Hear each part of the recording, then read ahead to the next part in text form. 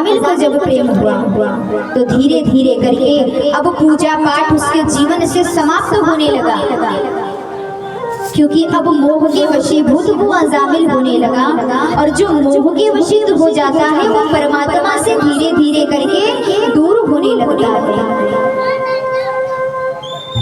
उसका प्रेम भी बीच में छूट जाता है, कहीं चला जाता है छोड़ करके।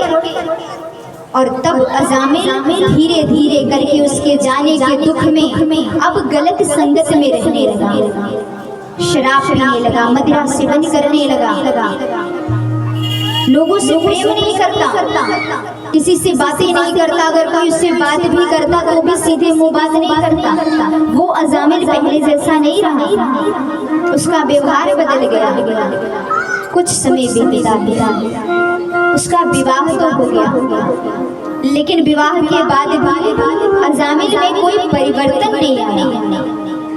जैसे कथा बार बार सुनाया जाए आपको, लेकिन अगर आपने एक चीज ठान लिया है कि हमको हमारी इच्छा अनुसार ही कार्य करना है, तो आप में कभी परिवर्तन नहीं आ सकता।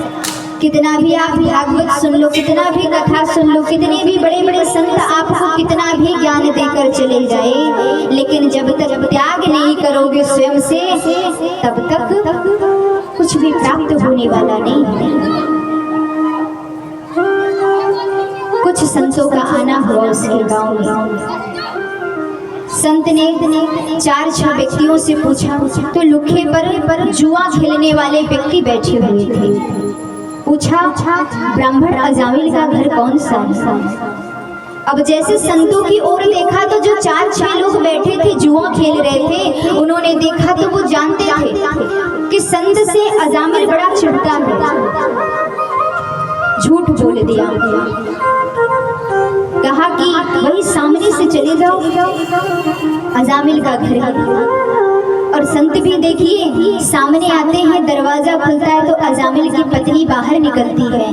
जैसे आज संत को देखा, संत को देख करके अजामिल की पत्नी ने कहा, अहो धन्य मेरे भाग्य कि आज मेरे दरवाजे संत पधारे हैं।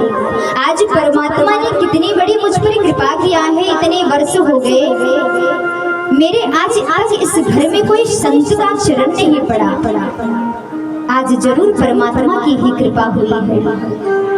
संतों ने पूछा, क्योंकि आज जो संत भी अजामिल के घर आए हैं, ये संत तो उसी अजामिल को जानते हैं जो ब्राह्मण अजामिल खूब पूजा पाठ, संतों की खूब सेवा करता था, खूब यज्ञ करता था। कहीं यज्ञ पूजा पाठ चले तो अजामिल पहले दौड़ के जाता। संत तो उन्हीं को जानते हैं, नहीं जानते कि इसका जीवन तो बदल चुका है।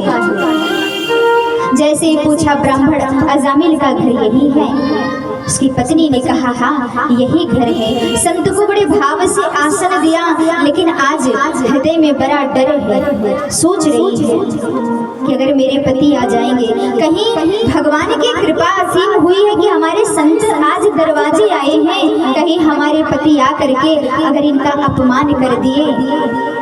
ये सोच ही रही थी अजामिल की पत्नी कि उसी समय अजामिल का आना होता है। अजामिल जैसे पहुंचता है, आज संत की ओर अजामिल देखा और देखता रह गया। देखने के बाद संत सामने खड़े हुए थे, अजामिल की ओर देखा, ये अजामिल, अरे जिस अजामिल को मैं जानता था वो अजामिल तो कितना अच्छा था। शराब का बोतल लिए हाथ में अजामिल आ रहा। आश्चर्यचकित रह गए संत देख करके। जैसे शराब का बोतल सामने अजामिल ने संत की ओर किया और कहा, लो पियो पियो। संत ने जैसे अजामिल की ओर देखा, संत ने बड़ी सुंदर बात अजामिल से कही। संत ने कहा, तुम भी नशा करते हो, हम भी नशा करते हैं। तुम जो नशा करते हो वो सुबह करते हो, शाम को उतर जाती है, रात में करते हो, दिन में उतर जाती है। हम भी नशा करते हैं, लेकिन हम जो नशा करते हैं वो सुबह शाम 12 महीने 12 वर्ष चढ़ा रहता है। क्योंकि संत कौन सा नशा करते हैं? संत ये संसार का वो नशा नहीं करते जो नशा पीकर उतर जाए, वो नशा नशा नहीं होता। संत तो हरि नाम का नशा करते हैं, और जो हरि नाम का नशा करता है आजीवन उसके जीवन से हरि नाम का नशा उतरता नहीं है। संत ने कहा, कहते हैं कि जो कुछ भी हम खाते पीते हैं हम वही खिलाते हैं। अब अजामिल तो शराब में हमेशा लिपटा हुआ रहता था।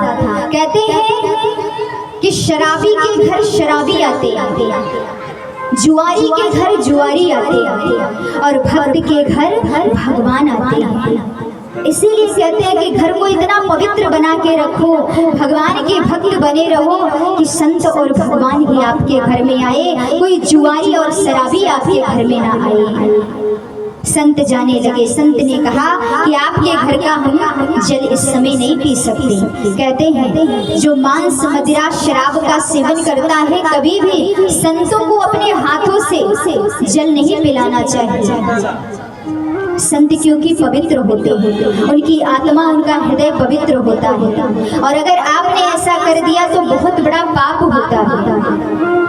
संत जाते समय संत कहते हैं कि हम तो जा रहे हैं, लेकिन अजामिल की पत्नी से कहते हैं कि प्रभु की कृपा से तुम्हारे घर में एक संतान जन्म लेगा, और जब भी संतान जन्म लेगा उसका नाम तुम नारायण रखना। प्रभु की कृपा भी हुई, अजामिल को एक सुंदर से पुत्र ने जन्म लिया। अब अजामिल की पत्नी को संत की कही बात याद थी, सो उसने नाम नारायण रख दिया अपने पुत्र का। धीरे धीरे अवस्था ढलती है अजामिल की। एक दिन अजामिल का पुत्र बाहर खेल रहा था, और यहाँ अजामिल बिस्तर पर लेटा हुआ था। आज लग रहा है धीरे से उसको जब प्यास लगी तो अपने पुत्र को बुलाया, पुत्र नारायण आकर मुझे जल पिला दो। लेकिन पुत्र नारायण नहीं सुन रहा था, वो तो बाहर खेल रहा था, और जोर से प्यास लगी, गला सूखने लगा अजामिल का। अजामिल ने फिर से आवाज अपने पुत्र को दिया, पुत्र नारायण आकर मुझे जल पिला दो। लेकिन फिर भी पुत्र सुनता नहीं है। अब धीरे धीरे करके प्राण अजामिल के कंठ में आने लगे। अब अंत समय निकट आ गया है। अजामिल को लगता है अब मेरे प्राण निकल जाएंगे, और तब अजामिल चिल्लाता है, पुत्र नारायण आकर मेरी रक्षा करो, पुत्र नारायण आकर मुझे बचाओ, पुत्र नारायण आकर मुझे बचाओ। जब तक अजामिल पुत्र नारायण कह रहा था तब तक वो संसार का पुत्र तो नहीं सुना। लेकिन जब अजामिल ने जोर से चिल्लाया, नारायण आकर मेरी रक्षा करो, नारायण आकर मेरी रक्षा करो, तब भगवान नारायण विमान पर सवार होकर के आते हैं। जैसे ही आते हैं अजामिल के सामने यमराज के दूत आज अजामिल को लेकर जाने आए हैं, अपने साथ लेकर जाने लगे। भगवान नारायण कहते हैं अब इन्हें तुम अपने साथ लेकर नहीं जा सकते। दूतों ने कहा कितना बड़ा पापी है ये, इसको तो हम ही अपने साथ लेकर जाएंगे। भगवान नारायण ने कहा कितना भी बड़ा पापी हो, लेकिन अंत समय में इसने हमें याद किया है, हमारा नाम लिया है, और जो अंत समय में समर्पित होकर के मेरा नाम लेता है मैं उसे अपने साथ अपने धाम लेकर जाता हूँ। विचार करिए, कहते हैं कि हमें अपने मुख से हमेशा भगवान का नाम लेते रहना चाहिए। अंत समय आ जाए तो यम का कभी दर्शन ना हो, जब भी अंत समय आए तो भगवान का दर्शन हो। इसीलिए बार बार संत कहते हैं कि अपने मुख से भगवान का, प्रभु का नाम लेते रहो।